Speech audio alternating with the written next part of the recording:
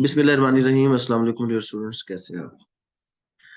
हमारा आज का जो लेक्चर है वो क्रिमिनल प्रैक्टिस के हवाले से है। और क्रिमिनल प्रैक्टिस का जो पहला पहला स्टेप, जब आप लोग इंशाल्लाह जो नए लोग हैं, खास तौर पे लॉ गेट करके जब जाएंगे प्रैक्टिस की फील्ड में, तो शुरू शुरू में जो केसेस के जो आप आंखें बंद करके ले लेते हैं, और इसमें जो आपके इनिशियल एक्सपेंसेस ना सिर्फ वो मीट होते हैं बल्कि आप में कॉन्फिडेंस भी आता है। उसमें एक केस है बेल बिफोर अरेस्ट का।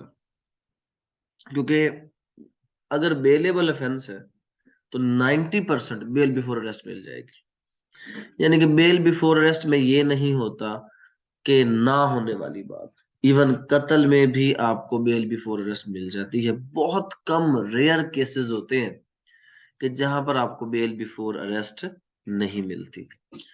कुछ बेसिक चीजें जो इस बेल बिफोर अरेस्ट को लेकर प्रैक्टिस में आपको पता होनी चाहिए। रेलेवेंट प्रोविजन है सेक्शन 498। चाहे अफेंस बेलेबल है चाहे नॉन बेलेबल, वो फर्क नहीं है। चाहे अफेंस कौन सा है, बेलेबल चाहे non bailable, bail before arrest 498 section के तहत मिलती है। अब जो बेल बिफोर अरेस्ट है, ये हम दायर कहां करेंगे? ये हमेशा जो कंसर्न का लफ्ज, क्या लफ्ज है? Concern. Concern court of session में होगी। मतलब अगर लाहौर का वकूआ है तो बेल बिफोर अरेस्ट कहां पर होगी?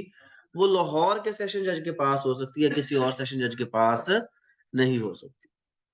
अब अगर फॉर एग्जांपल इस तरह की बात है कि वकूआ तो है लाहौर का और बंदा लाहौर से बाहर है, तो फिर क्या होगा? क्या सिर्फ कोर्ट ऑफ सेशन से ली जाएगी या हाई कोर्ट से भी ली जा सकती है? पहली बात तो ये क्लियर करनी है हमने कि ये bail before arrest section clear हो गया 498। अफेंस चाहे कौन सा है, बेलेबल, चाहे अफेंस है नॉन बेलेबल, उससे फर्क नहीं पड़ता। या तो कोर्ट ऑफ सेशन देगा या हाई कोर्ट देगा। तो कहां से मिलेगी? कोर्ट ऑफ सेशन से या हाई कोर्ट। अब हाई कोर्ट से कब जरूरत होगी, कोर्ट ऑफ सेशन से कब होगी? एक बड़ी आसान सी इसमें चीज जहन में रखें कि आपके खिलाफ मुकदमा हो गया कहां पे।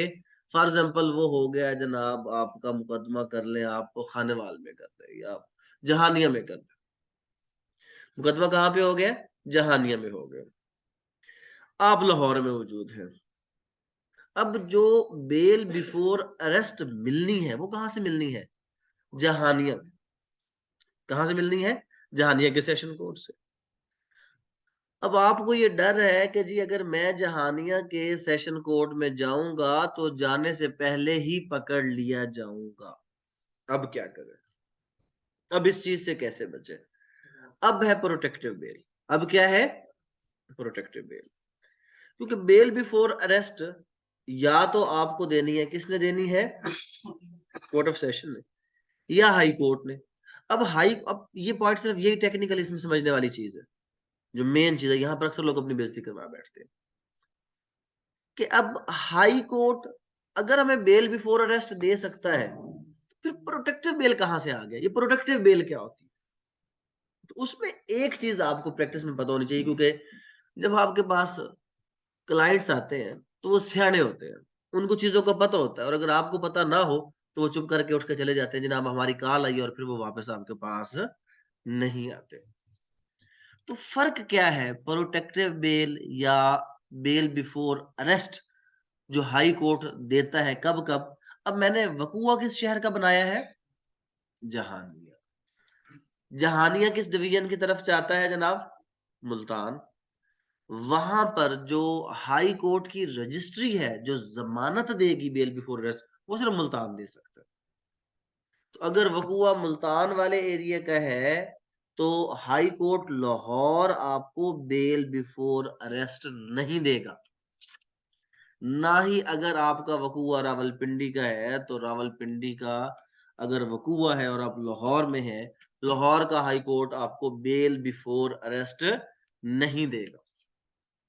तब तो बंदा फंस गया। मुकदमा कोर्ट ऑफ सेशन में जाते हैं तब फंसते हैं। और अगर आप मुल्तान हाई कोर्ट की ब्रांच में जाके जमानत करवाते हैं तब भी आपको पकड़ लिया जाएगा। अब आप क्या करें जनाब? अब कंसेप्ट आता है प्रोटेक्टिव बेल का। आप पहले लाहौर से प्रोटेक्टिव बेल लेंगे मुल्तान की अदालत में जाने तक, फिर मुल्तान से क्या लेंगे, बेल बिफोर अरेस्ट अगर आप हाई कोर्ट से लेना चाहते हैं, या जहानिया कोर्ट ऑफ सेशन से जाके क्या ले लेंगे, बेल बिफोर अरेस्ट। तो प्रोटेक्टिव बेल कब होगी, बेल बिफोर अरेस्ट से पहले।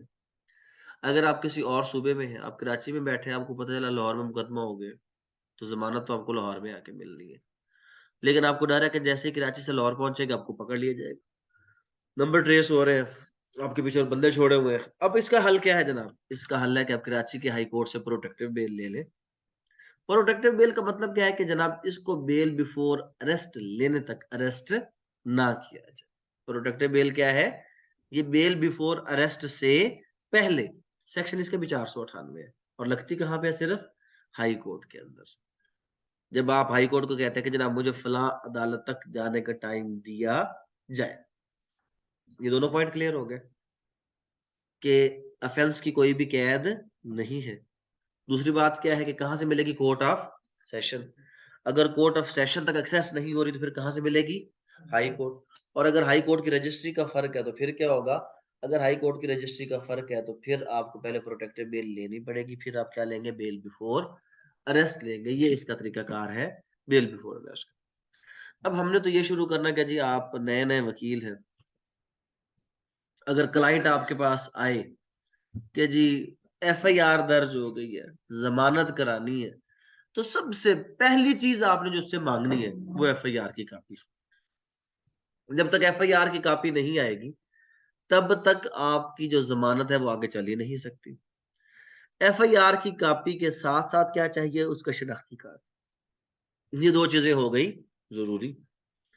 अगर वो कोई स्पेशल ग्राउंड लेना चाहता है और उसके पास उसके हवाले से कोई कागजात हैं तो वो भी उसके अंदर। स्पेशल ग्राउंड कैसे लिए जाते हैं, कब इसकी जरूरत पड़ती है, क्यों लिए जाते हैं, स्पेशल ग्राउंड के कब क्या क्यों कैसे के पीछे ये है कि बाज वक्त इस तरह कुछ होता है कि आपको कोई सिविल मुकदमा चल रहा होता है और उसको प्रेशराइज करने के लिए क्रिमिनल मुकदमा कर दिया जाता है, तो आप क्रिमिनल मुकदमे में फौरन जाके वो सिविल मुकदमे के कागजात साथ लगा के बताते हैं कि जी ये तो हमारा सिविल डिस्प्यूट है, खाली प्रेशराइज करने के लिए इन लोगों ने क्रिमिनल मुकदमा हमारे ऊपर किया है, अदरवाइज ऐसी कोई भी बात नहीं है।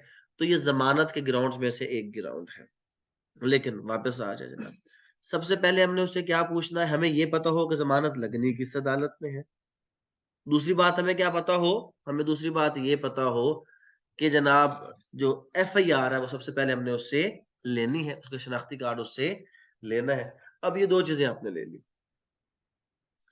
बना बनाया पैटर्न होता है 498 का, सिर्फ चंद फैक्ट को चेंज करना होता है, बाकी ऐसे का ऐसे। आज हमने ये पढ़ना है कि जमानत को ड्राफ्ट कैसे करेंगे। नेक्स्ट क्लास में इसको फाइल की सूरत में हार्ड कॉपी में कन्वर्ट करके आर्ग्यू करना सीखेंगे। आज खाली क्या सीखना है, इसको क्या करना है हमने, ड्राफ्ट कैसे। इसलिए हमने कंप्यूटर पे क्लास की है, लेकिन ये ड्राफ्ट इस तरह नहीं समझ आएगा मेरे बताने से, ये ड्राफ्ट करने से समझ आएगा। जब आप अपने हाथों से बैठ के ड्राफ्ट करेंगे तो फिर समझ आएगा, लेकिन तब्दीलियां सिर्फ चंद एक होती है। ठीक है, जो आज जितनी एफआईआर की कापियां निकली है ना, ये सारी कापियां उस दिन देकर तो इसके मुताबिक जमानत का वो करना है। वो कैसे होगा मैं भी आपको सिखाता हूँ।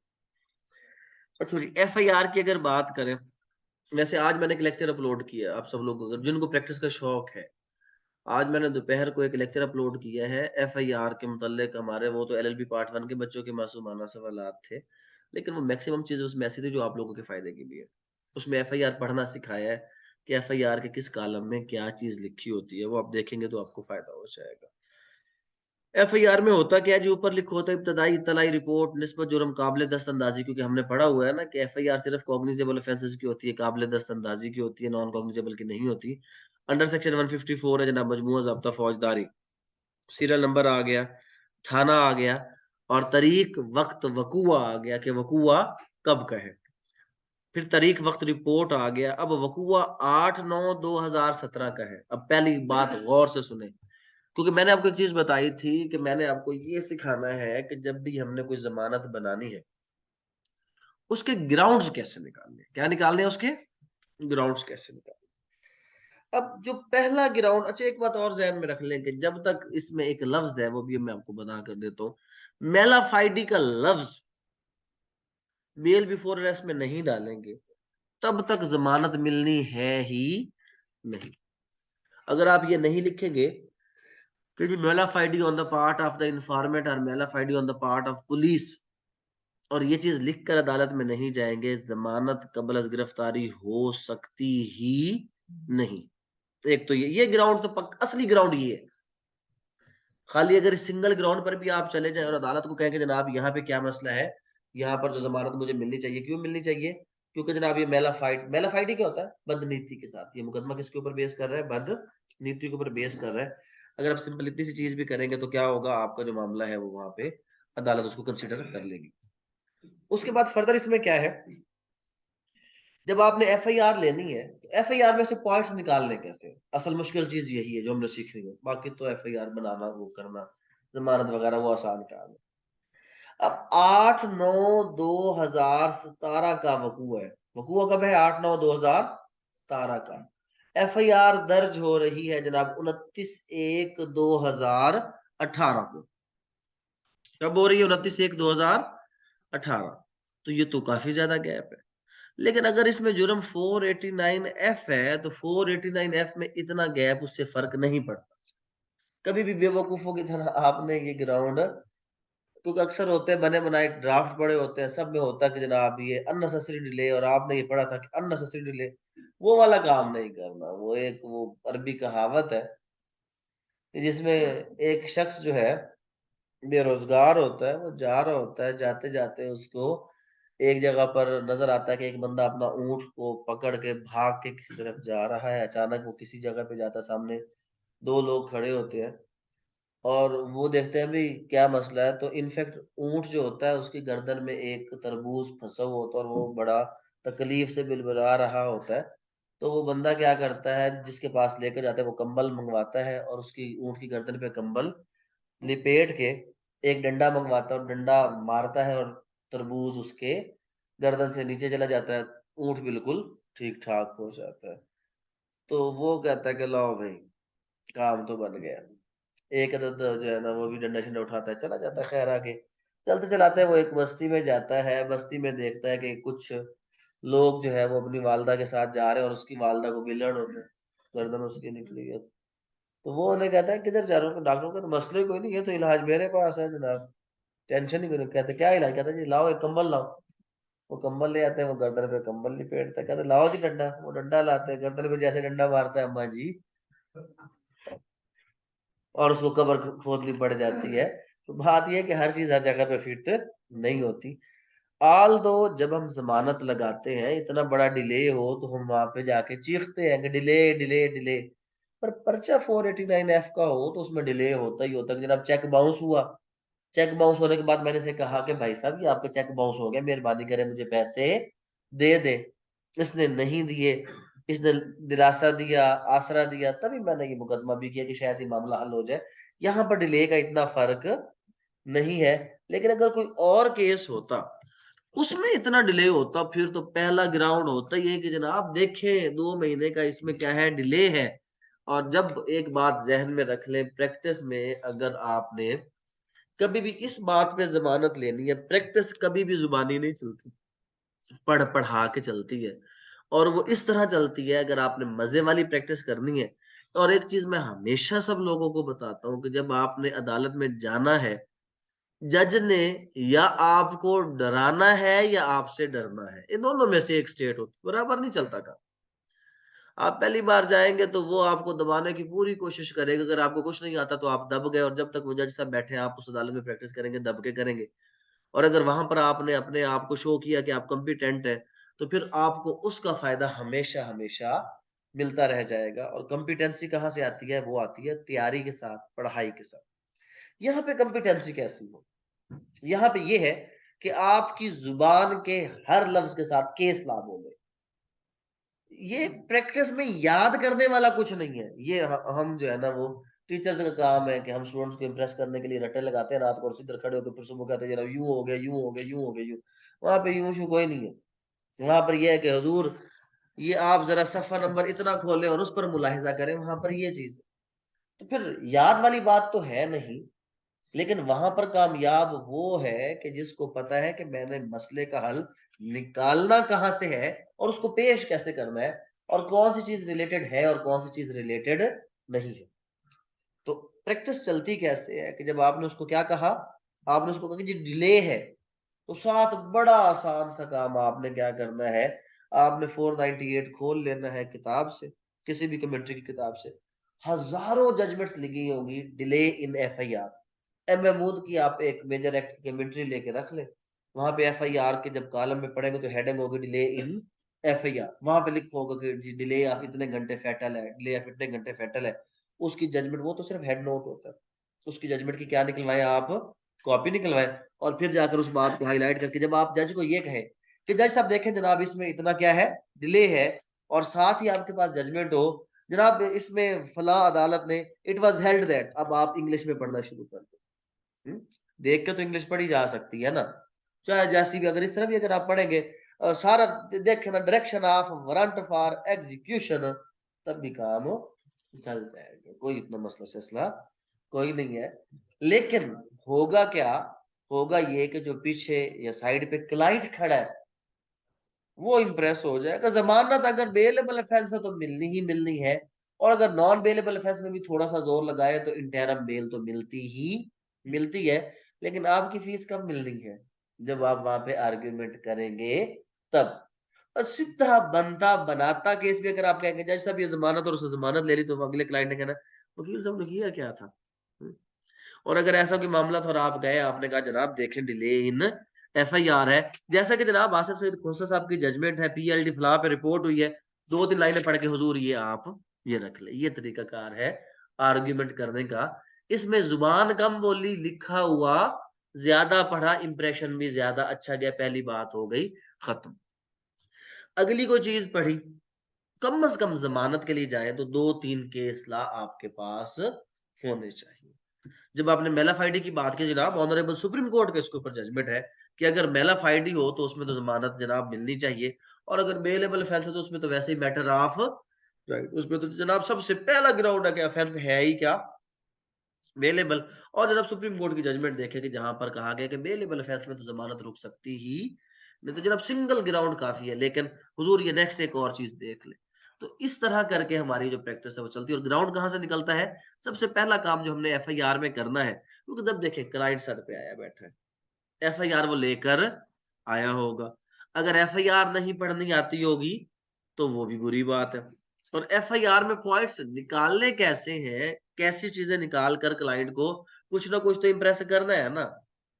अब अगर क्लाइंट वैसे इंप्रेस ना हो रहा, आपको कुछ ना आता हो, तो फौरन आपकी कॉल आ जानी चाहिए, आसान तरीन तरीका, यार एक मिनट मेरी कॉल आ गई है, साथ या फिर यार हाथ में हो, मोबाइल लेके बाहर आ जाए। तो अगर आपने हमें फीस दी हुई है तो फिर आप क्या करें, हमारा जो हेल्पलाइन वो होती है ना, वो कौन सी लाइन होती थी वो, कौन बनेगा करोड़पति में, लाइफ लाइन। तो आप वो लाइफ लाइन ले और हमें लाइफ लाइन मिले, सर जल्दी जल्दी दसो तो हुन की करना है। तो अगर आपने हमें फीस दी होगी तो हम आपको जल्दी जल्दी दस देंगे कि आपने अब क्या करना है। एक ये तरीकाकार है अर्जेंट अर्जेंट।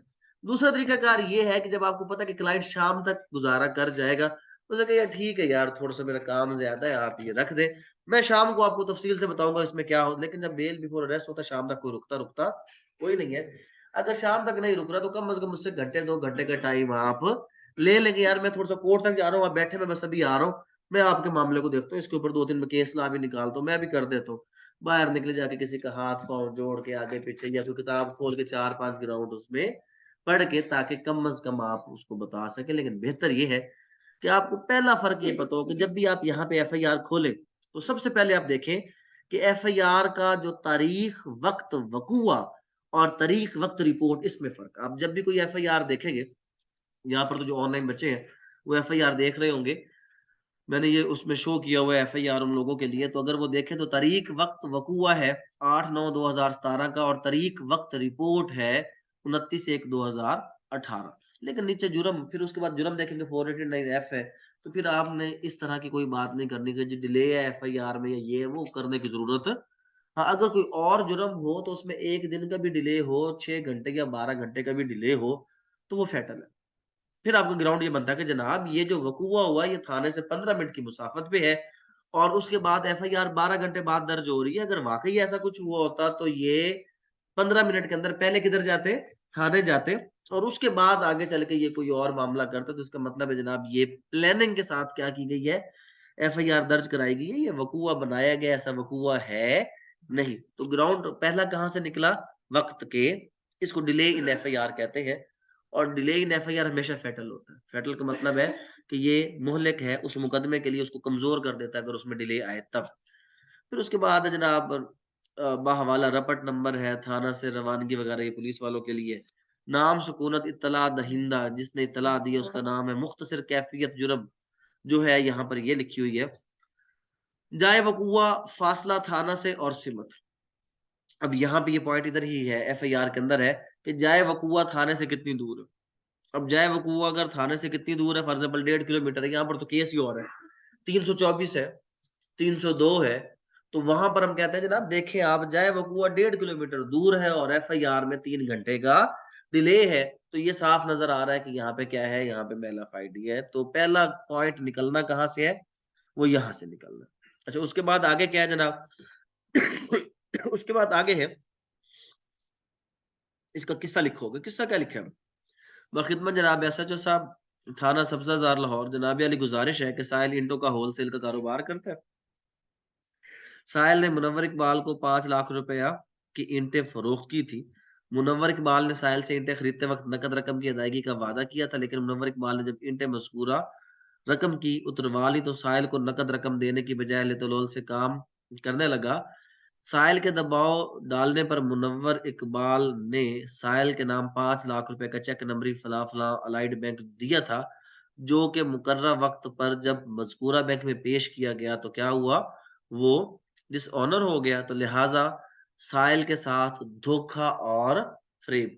जब आपने एफआईआर कटवानी है, 489 एफ का पर्चा कटवाना है, तो 489 एफ को उर्दू में पढ़ना है। किस में पढ़ना है, ये बात बहुत से ज्यादा इंपॉर्टेंट बात आपको बता रहा हूं, अगर किसी को समझ आए, और ये कोई नहीं बताएगा। और वो क्या है कि जब भी पर्चे दर्ज करवाने हो, जब भी पर्चा दर्ज करवाना हो, जब भी कोई इस्तगासा यानी कि कंप्लेंट लगानी हो, पीपीसी को पढ़े बगैर कभी भी पर्चा दर्ज नहीं करवाना, कभी भी आपने इस्तगासा नहीं करना। और पीपीसी को पढ़ के क्या करना, उसमें कौन सी ऐसी खास बात है। ओ भाई, जो सेक्शन डेफिनेशन का है उसमें जो लफ्ज लिखे हुए हैं उस जुर्म के एसेंशियल्स, जब तक एफआईआर और इस्तगासे में नहीं लिखेंगे वो जुर्म कभी पक्का होगा ही नहीं। तो अगर आप 489 एफ पढ़ें तो वहां पर लिखा होगा धोखा और फरेब। धोखा फरेब होगा तो 489 एफ होगा। तो आप धोखा फरेब लिखेंगे तो बात बनेगी, नहीं तो बात नहीं बनेगी। लिहाजा जनाब ये हमने एफआईआर करवा दी है। अब ये तो हो गई एफआईआर किसकी, 489 एफ की। अब इस एफआईआर का हमने क्या करना है, इसके ऊपर हमने बेल बिफोर अरेस्ट उसको ड्राफ्ट करना सीखना है कि अगर ऐसी एफआईआर हमारे खिलाफ हो जाए तो हम बेल बिफोर अरेस्ट कैसे वो करेंगे। इसमें अब हमने जो चीजें अपने साथ लेकर चलनी है, वो कौन कौन सी चीजें हैं जनाब जो हमने अपने साथ लेकर चलनी है, वो किधर रखे इन्होंने, इधर मुर्तजा साहब अपने डॉक्यूमेंट्स दिए, ये पढ़े सही है। अच्छा जनाब इसमें अब क्या है, इसमें हमारी जो एफआईआर का नंबर शंबर किधर चला गया, एफआईआर हमारी आ गई हमारे पास। इसका ऊपर नंबर लगा हुआ 120/18 है, थाना सब्जाजार है, जिला लाहौर है। बातें नहीं करे यार, थाना सब्जाजार है, जिला क्या है, लाहौर है, ये सारा कुछ लिखा हुआ है। जब भी हमने ये एफआईआर को रखना है हमने सामने, जब भी जमानत हमने बनानी है सबसे पहले हमारे सामने क्या खोल के रख लेनी है हमने, एफआईआर। ये एफआईआर हमने खोल के रख ली। अब ये जो ऊपर वाली इंफॉर्मेशन है सबसे पहले तो हमने ये उस बेल बिफोर अरेस्ट में देनी है। कैसे देनी है, उसको कैसे ड्राफ्ट करना है, वो मैं भी आपको सिखाता हूँ। अब जो लोग ऑनलाइन में बैठे हैं उनको ये चीज नजर आ रही होगी, और जो दूसरे लोग हैं जो आपके पास है, मौजूद है ये चीज या नहीं है, कोई एफआईआर एक रख लें ताकि आपको इस चीज की समझ आ जाए कि ये है क्या। नहीं तो रिकॉर्डिंग भेजूंगा तो आपको मिल जाएगी, ठीक है। सबसे ऊपर क्योंकि हमने जो है वो अदालत का लिखना है नाम, क्या लिखना है, अदालत का नाम लिखना है। और ये कौन सी अदालत है, कोर्ट ऑफ सेशन। ये कौन सी अदालत होगी हमेशा हमारी, कोर्ट ऑफ सेशन। जब भी हम कोई भी ऐसा काम करेंगे तो सबसे पहले होगा कोर्ट ऑफ सेशन। अल्लाह खुश रखे हमारे भाई मुर्तजा साहब को, जिन्होंने ऐसा उत्ते रख के किया कि अगले बंदे को समझ ही ना आवे कि क्या शायद क्या शायद नहीं। नहीं, इसके ऊपर जो आपने वो पहला पेज किया है ना स्कैन, वो गलत हुआ है, किसी को समझ ही कोई नहीं है। चलो कोई नहीं, मैं भी बता देता हूँ। तो इसमें जी ऊपर अदालत का नाम कटा हुआ है। जब भी आपने कोई भी करना है, जमानत वगैरह लगानी, मैंने आपको बताया कोर्ट ऑफ सेशन में लगेगी, तो ऊपर लिखा जाएगा in the court of session जज लाहौर है तो लाहौर, सर पे ये लिखा जाएगा। उसके बाद नीचे टिकट की जगह छोड़ी जाएगी। उसके बाद बेल है, ये क्या है, बेल पिटिशन। तो बेल पिटिशन नंबर उब्लीक करके आपने उस साल का लिखने का, 2023 में होगा तो उब्लीक 2023। पिटिशनर का नाम पहले लिखेंगे जनाब। यहाँ पे है जी, जो भी है X Y Z, Munawwar Iqbal X Y Z, जो भी है, हाउस नंबर 4 है, स्ट्रीट नंबर फलाई, हमारा क्या है, पिटिशनर है। और एफ आई आर अगर हुई है ना, तो वर्सेस स्टेट होगी हमेशा पिटिशन, क्या होगी, अगली बात इसमें है ही कोई नहीं। अगर इस्तगासा होगा वो अलग बात है, पर एफ आई आर होगी तो पिटिशन हमेशा किसके खिलाफ होगी, वर्सेस स्टेट। कभी अदालतों में गए हो तो वहां पे आपने सुना होगा अल्लाह दिता बनाम सरकार हाजिर हो। तो ये बनाम सरकार, ये सरकार बनाम अल्लाह दिता, जब भी मुकदमा चलेगा तो सरकार बनाम अल्लाह दिता होगा। और अगर कोई आप दरखास्त लगाएंगे तो वो क्या होगा, X Y Z versus the state, ये दो चीजें होगी। अब मैंने कहा कि एफ आई आर आपके सामने होनी चाहिए। अगर एफ आई आर आपके सामने हो तो सबसे पहले आपने case F I R number लिखना है। क्या लिखना है, अब ये एफ आई आर का नंबर आपको कहां से मिलेगा, एफ आई आर का नंबर जनाब आपको मिलेगा, आप जो भी अपनी जिंदगी में एफ आई आर देखेंगे तो उस एफ आई आर के ऊपर हमेशा जो उसका पहला स्टार्ट होगा वो उसके नंबर से स्टार्ट होगा। आप किसी भी एफ आई आर को देखें तो ये इसका ले लें जनाब, ये यहाँ पर नंबर एक लगा होगा एफ आई आर, अगर आप देखेंगे तो इसमें एक नंबर लगा होगा 23/7 लगा होगा। जब भी कोई एफ आई आर देखेंगे, एफ आई आर के ऊपर एक नंबर लगा होगा, शुरू में दूसरी लाइन का पहला लफ्ज क्या होगा, एफ आई आर का नंबर होगा। ये किसी भी थाने की उस तादाद को शो करता है कि एफ आई आर का नंबर कितना है और उसकी तादाद क्या है। तो यहाँ पर ये चीज कैसे शो होगी, यहाँ पर एफ आई आर का नंबर आ गया जनाब 120/2018, यानी कि ये जो जिस थाने की हम बात कर रहे हैं उसका 120वां एफ आई आर है सन 2018 का।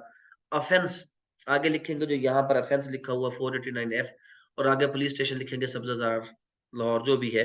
तो ये जो पहले तीनों चीजें जरूरी लिखनी है, हमें कहाँ से मिलेंगी, ये एफ आई आर से मिलेंगी। जो हमने एफ आई आर में देखा कि इसका एफ आई आर का नंबर क्या है, उसके बाद एफ आई आर का थाना कौन सा है, जैसे कि लिखा हुआ है एफ आई आर नंबर 120/18 थाना सब्जाजार जिला लाहौर, नीचे लिखा हुआ जुर्म 489F पे ताजीराते पाकिस्तान। इंग्लिश में लिखते हुए लिखेंगे के under section 489F PPC, police station Sabzazar. Application है जनाब किस चीज की, under section 498 for grant of bail before arrest, pre arrest bail, bail before arrest एक ही बात है।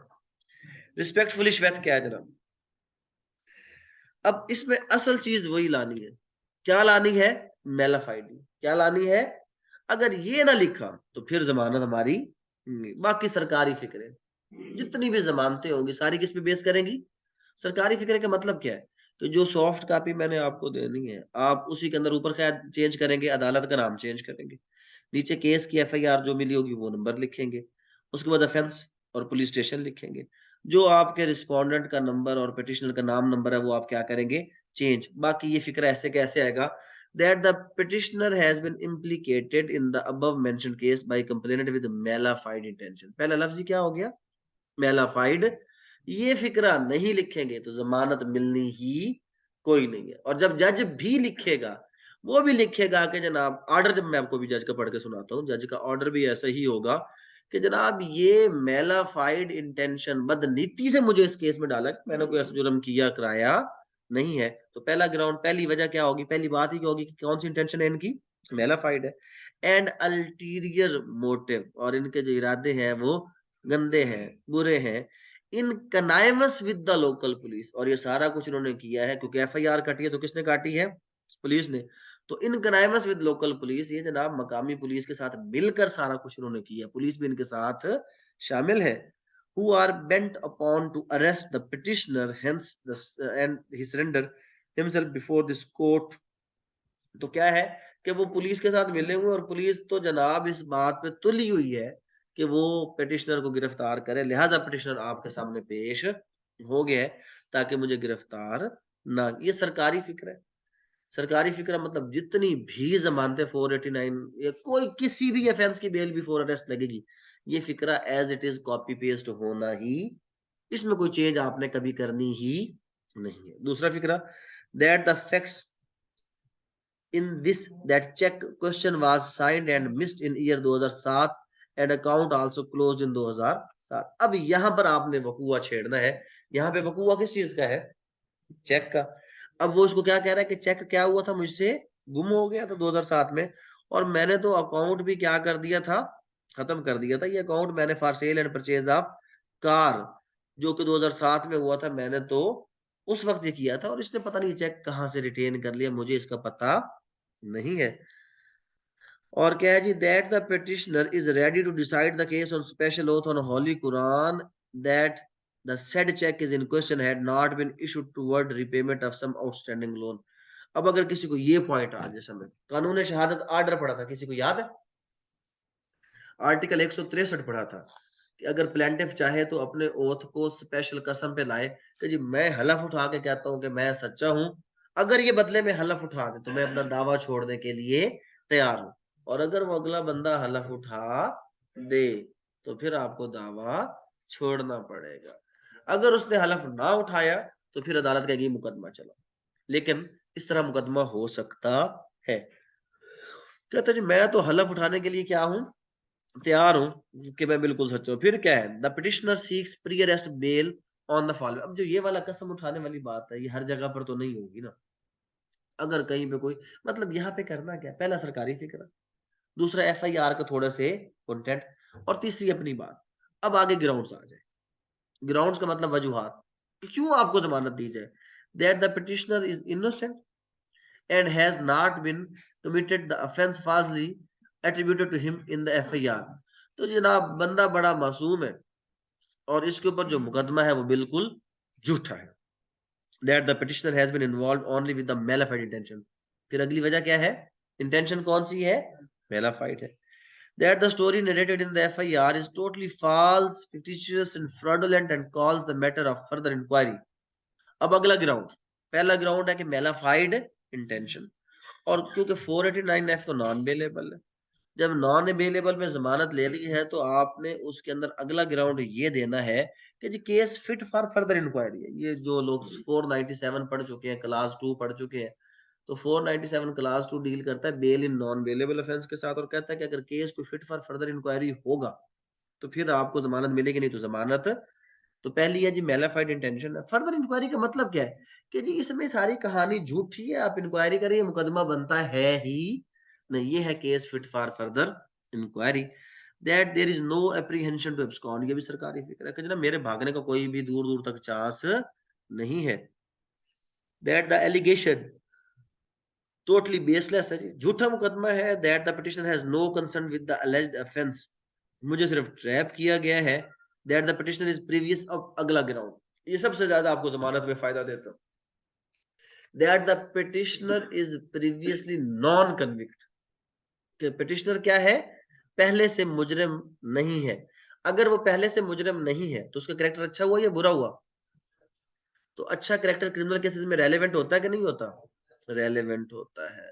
तो इसलिए हम ये फिक्रा लिखते हैं कि जनाब पहले से मेरे ऊपर कोई भी ऐसा मामला नहीं है, मैं एक शरीफ बंदा हूं। तो क्या है, और अगली इससे इससे सबसे अहम एक और बात, अगर ये ना लिखे तो फिर अदालत जमानत नहीं देती, और अगर इस पे अमल ना करे तो आपकी हुई जमानत खारिज हो जाती है। क्योंकि एक बात पक्की जहन में रखें कि जो बेल बिफोर अरेस्ट होनी है, हमेशा हमेशा इंटरम होनी है। क्या होनी है? इंटरम, आरजी, अगली पेशी तक 15 दिनों तक, इससे ज्यादा ये आपकी जमानत नहीं होती। और उसमें शर्त ये होती है कि जनाब मैं शामिल तफ्तीश हूंगा। क्या होना है आपने? शामिल तफ्तीश। अगर आप शामिल तफ्तीश नहीं होंगे तो आपकी जमानत क्या हो जाएगी? खारिज। और आप लिखते हैं that the petitioner is ready to join investigation with the police and also prepared to furnish surety bond to the satisfaction of this court। कि जनाब मैं जमानत देने के लिए भी तैयार हूं और पुलिस की तफ्तीश में शामिल। अब छोटी सी चीज यहाँ पे समझ लीजिए, जब आप जमानत लगाते हैं तो कहाँ लगाइए? Court of session. Session court record call करता है, वो पुलिस को कहता है जी आप आए और रिकॉर्ड लेके आए, और फिर इसको वहां पे क्या किया जाता है, आर्ग्यू। जब तक ये आर्ग्यूमेंट नहीं होगा तब तक जमानत कंफर्म नहीं होगी। क्या नहीं होगी? कंफर्म का मतलब एक सेशन कोर्ट कहता है कि अब इसको आपने पकड़ना नहीं, बस ये। और जो बेलेबल ऑफेंस है उसमें तकरीबन आपकी प्री अरेस्ट क्या हो जाती है, कंफर्म हो जाती है, आपको उसमें इतने धक्के नहीं खाने पड़ते। हाँ, कोर्ट ऑफ सेशन एक आपके साथ रियायत करता है। और रियायत क्या करता है, तो है प्रैक्टिस में, ये कोई नहीं है। कोर्ट ऑफ सेशन रियायत ये करता है कि ऑर्डर फौरन नहीं सुनाता। इसमें रियायत वाली कौन सी बात है? इसमें रियायत वाली बात ये होती है कि उसने ऑर्डर नहीं सुनाया तो आप थोड़ा सा सज्जे खब्बे हो जाए कि अगर जमानत आपकी ना हुई तो एटलीस्ट हाई कोर्ट जाने जोगे रह गए।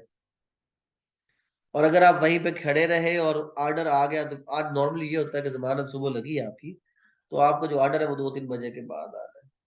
तो जब ऑर्डर लेट आता है तो उस वक्त तक पुलिस जो है, क्योंकि अदालत के हाथे से तो पकड़ नहीं सकती, अब पुलिस इस इंतजार में होती है कि कोई मौका मिले और वो आपके सर पे रहे उस वक्त तक, जब तक वो ऑर्डर आपका जमानत का कैंसिल का ना आ जाए।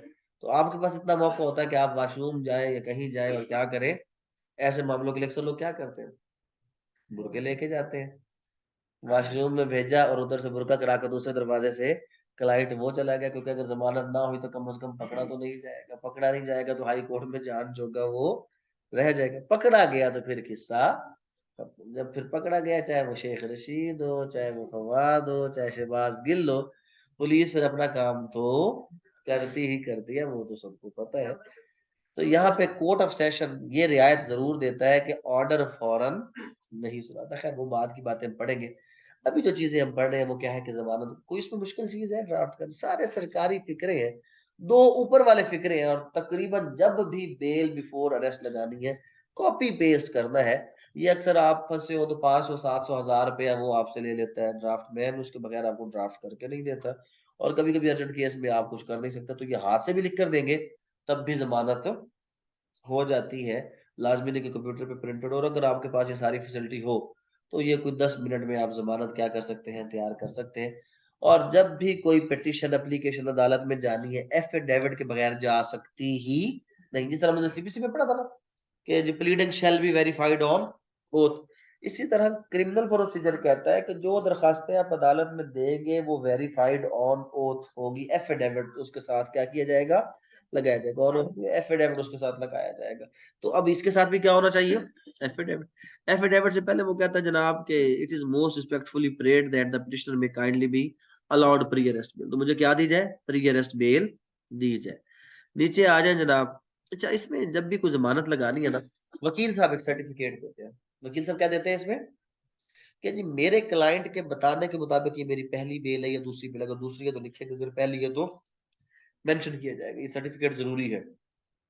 फिर क्या हो गया, in the court of session जज हो गया जनाब, सेशन जज की अदालत में क्या है, वही इन री का मतलब है इन रिगार्ड ऑफ, केस का टाइटल लिखा, केस नंबर, ऑफेंस, और एफिडेविट लगा दिया। क्या लगा दिया, एफिडेविट। कोई भी एप्लीकेशन एफिडेविट के बगैर हो सकती ही नहीं। कोई भी पिटीशन, कोई भी एप्लीकेशन जब तक उसके साथ एफिडेविट ना लगाया जाए वो अदालत में दाखिल हो सकती ही नहीं है। ये हमने एफिडेविट लगा दिया और अदालत में जाके जमा कर दिया।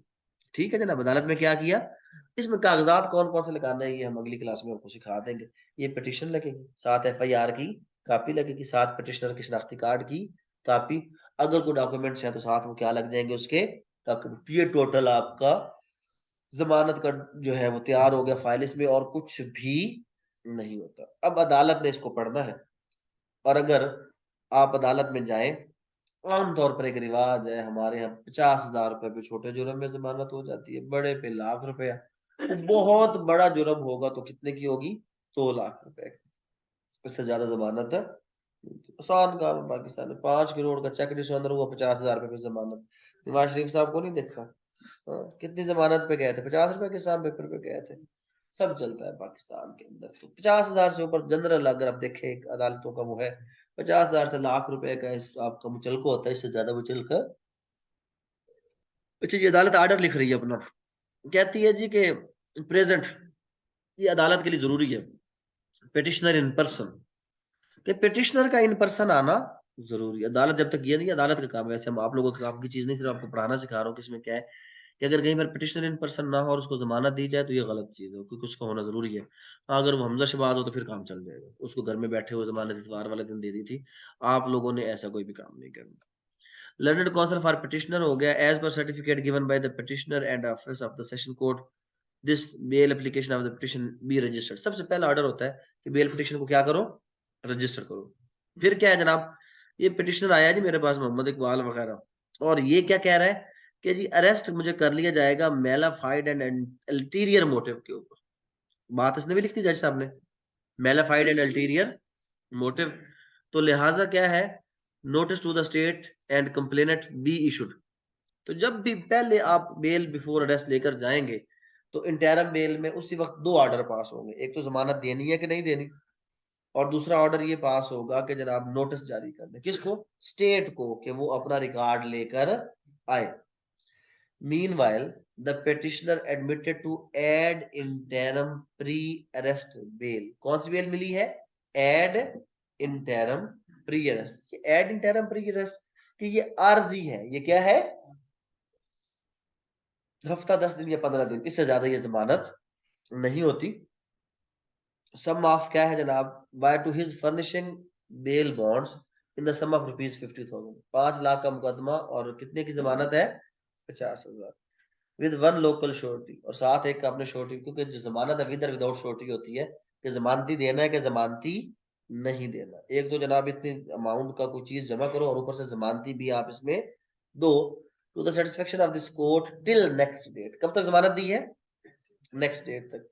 The petition is directed to appear before the court on each and every date of hearing and also join the investigation। और साथ उसने ऑर्डर कर दी कि आप इन्वेस्टिगेशन में, अगर पुलिस ने आके कह दी जनाब ये बंदा तो हमारे पास आता ही नहीं है, तो इन्वेस्टिगेशन करा ही नहीं रहा, तो इसका मतलब है कि क्या होगा, इसका मतलब ये है कि अदालत फौरन आपकी जमानत को खारिज करेगी, कि भाई जमानत दी ही इसलिए थी कि पुलिस आपको पकड़ेगी नहीं, लेकिन आप क्या करें, आप जाके सामने तफ्तीश हो जाए।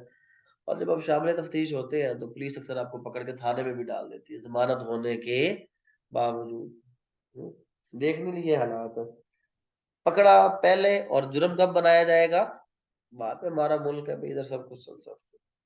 तो जो बंदा जमानत पे होता है उसको भी क्या कर दिया जाता है, जेल में डाल दिया जाता है। अगर जमानत वाले किसी बंदे को जेल में डाला जाए तो क्या कोई रेमेडी है, हाँ उसकी रेमेडी है। और वो कौन सी रेमेडी है जनाब, वो ये है कि वो फिर आकर अदालत को बताएगा, तौहीन अदालत लगाएगा, जनाब आपका हुक्म था कि मैं जमानत पे हूँ, उन्होंने फिर भी मुझे क्या किया है, लेकिन होता होता कुछ नहीं है। खैर ये आर्डर का पता चल गया, इसमें क्या लिखा है कि इसको जमानत दे दी जाए। अब जब जमानत हो जाती है तो आप क्या करते हैं, आप अपना मुचलका जमा करते हैं। मुचलका जमा करवाने के बाद क्या होता है, मुचलका जमा करवाने के बाद एक रोबकार जारी होता है। क्या जारी होता है, रोबकार। ये रोबकार कैसे होता है जनाब, इधर भी एक रोबकार पढ़ा होगा, अगर पढ़ा होगा, अलग से पढ़ा नहीं था रोबकार वाला, ये रोबकार इसमें ये है जनाब, ये है रोबकार अबूरी जमानत। क्या है, वो जो फिल्मों में कभी भी हीरो को पकड़ने के लिए पुलिस जाती है तो वो फौरन भी कहता है जी ये वो है। ठीक है, तो जब भी आपने थाने में जाना है तो आपने इसको साथ लेकर जाना है, क्योंकि ये इस चीज का सबूत है कि अदालत ने आपको जमानत दे दी है। इसमें क्या लिखा हुआ है, वही चीज लिखी हुई है जनाब, पहले नाम लिखा हुआ है, बनाम सरकार, मुकदमा नंबर, जुर्म और थाना, तीन चीजें तो सब पे है। ठीक हो गया। रोबकार अबूरी जमानत, किस चीज का रोबकार है, अबूरी जमानत का। मुलजिमान काशिफ है फला फला फला जनाब, बनाम SHO थाना लोअर मार, जो भी थाना है उसके SHO के नाम। हर गाह मुकदमा उन्होंने बाला में मुलजिमान मजकूरा की अबूरी जमानत दादी 50,000 रुपए 20/18 तक हो चुकी है। मुतलका जमानत बाद तस्दीक शामिल मिसल हो चुके हैं, लिहाजा आप मुलजिमान को उस वक्त तक गिरफ्तार ना करें बशर्ते कि वो कई दीगर मुकदमा में मुलव्वस या मतलूब ना हो। तो एक चीज आपको और क्लियर होगी कि जमानत सिर्फ किस में होती है, खास FIR। अगर किसी और FIR में आपको गिरफ्तार करना हो तो वो किया जा सकता है। अगर एक बंदे पर किसी जगह पर 2 3 4 FIR हो तो उसको हर हर जगह पे क्या करना है, पकड़ा जा सकता है, बिठाया जा सकता है, बशर्ते कि वो किसी दीगर मुकदमा में मुलव्वस ना हो। मुलजमान को हिदायत की जाती है कि वो शामिल तफ्तीश हो और मुकर्रर तरीके पर अदालत में भी हाजिर हो। अगर कोई बंदा शामिल तफ्तीश ना हो तो ये सबसे बड़ी वजह होती है जिसपे उसकी जमानत को क्या कर दिया जाता है, खारिज।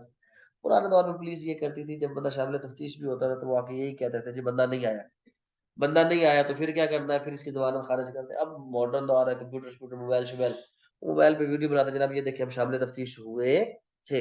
ये जानबूझकर पुलिस क्या कर रही है, अंदर थाने में तो मोबाइल लेकर नहीं जाने देते, तो अगर लेकर नहीं जाने देते तो थाने के बाहर किसी को खड़ा करते हैं, वो लाइव वहां पे वीडियो बनाए आपके थाने के अंदर जाने की और थाने से बाहर आने की, जनाब ये देखिए इतनी देर ये बंदा थाने के अंदर रह के आया है, तो वहां पे फिर भी कुछ नहीं होता क्योंकि हमारी अदालतें कुछ करने वाली तो है ही नहीं। ये कौन सा इधर बैठी है इंसाफ दिलाने के लिए, अगर इंसाफ दिलाने के लिए होती तो हमारा जो अदालतों में नंबर है वो ऐसा नंबर है, तो फिर प्रैक्टिस करने का कोई फायदा है,